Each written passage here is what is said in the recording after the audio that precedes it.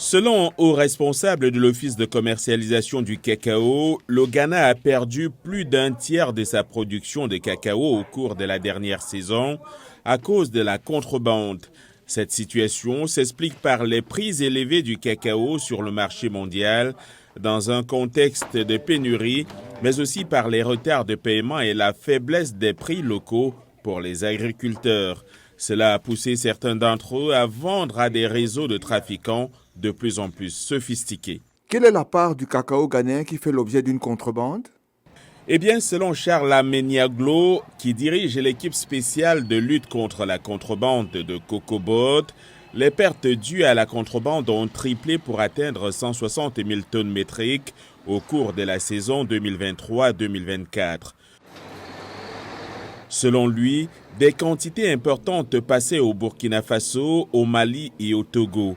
Le cacao, dit-il, est souvent découvert dans des camions à bennes couverts de gravats de carrière, dans des fûts déguisés en huile de palme et même dans des camions citernes. Qu'est-ce qui alimente la contrebande?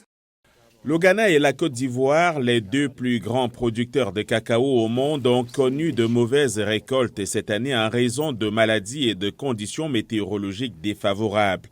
Le manque d'approvisionnement a fait grimper les prix mondiaux du cacao et du chocolat.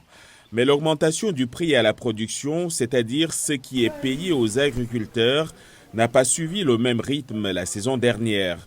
Les réseaux de contrebande offrent toutefois des prix plus élevés aux agriculteurs. En outre, le cacao se vend mieux en Côte d'Ivoire et au Togo qu'au Ghana. Cela s'explique par le fait que ces pays utilisent le franc CFA plus stable et qu'ils sont moins réglementés. Alors que fait-on?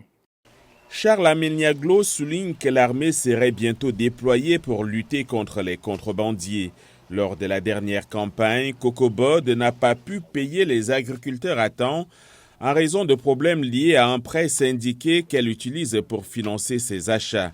L'organisation vient d'ouvrir sa campagne 2024-2025 plus tôt que d'habitude, avec un nouveau modèle de financement et une augmentation de 45% du prix à la production.